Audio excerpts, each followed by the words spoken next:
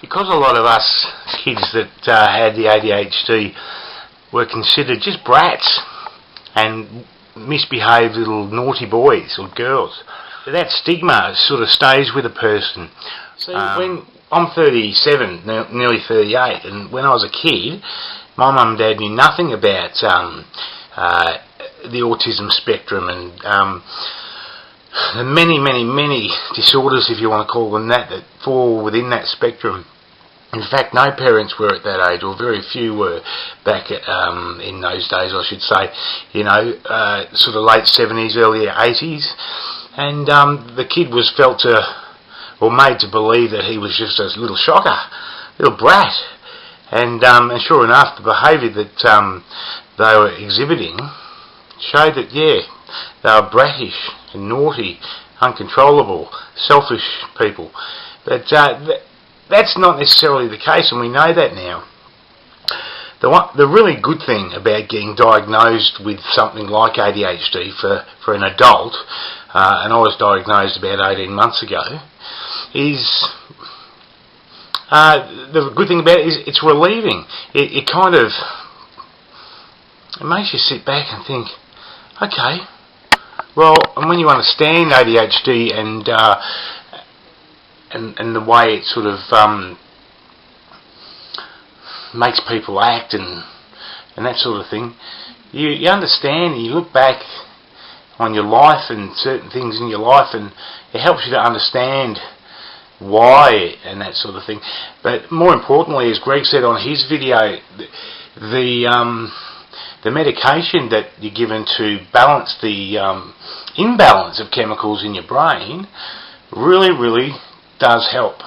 And I'm not suggesting in any way whatsoever that this is something that everyone should do. Everyone's different. I mean, there's people that can live with it without medication and function quite well. And I think at the end of the day, the important thing is that everyone is happy, and to the utmost in their life, they're happy. And for me, being medicated gave me the ability to sort of put things into perspective a lot more, settle down a lot more, not run at 100 miles an hour and find things absolutely impossible to focus on and organise and plan and that sort of thing.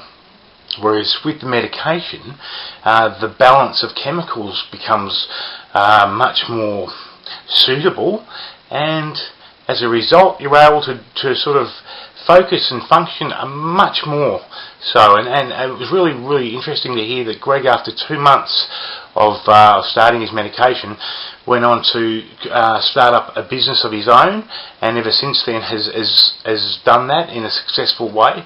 So these people that bag medication, that sort of thing, I sort of do understand why that is the case, but it's not the case with everybody. In a lot of cases, I think it's a case of misdiagnosis. How many cases is that?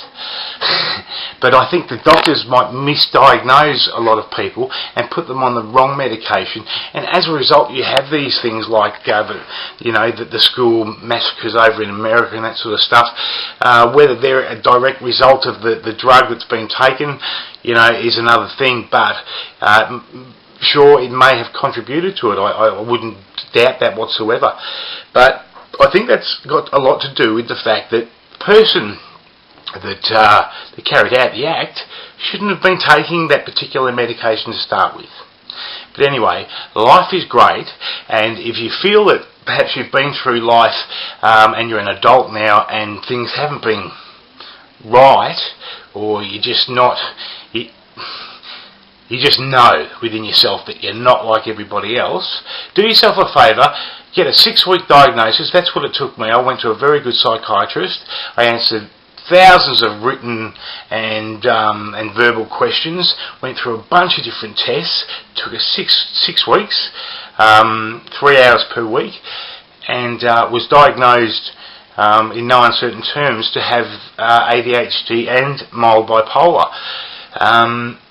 But as a lot of people are diagnosed before they discover this, they're diagnosed with depression. And I was, even as a kid. Depression. And I've never felt depressed. It's not a depressing feeling. It's kind of like a feeling of not being able to contain things and not necessarily being able to sort of concentrate on something and relax and really absorb things. So yeah, that's a little bit about how I discovered that I had ADHD.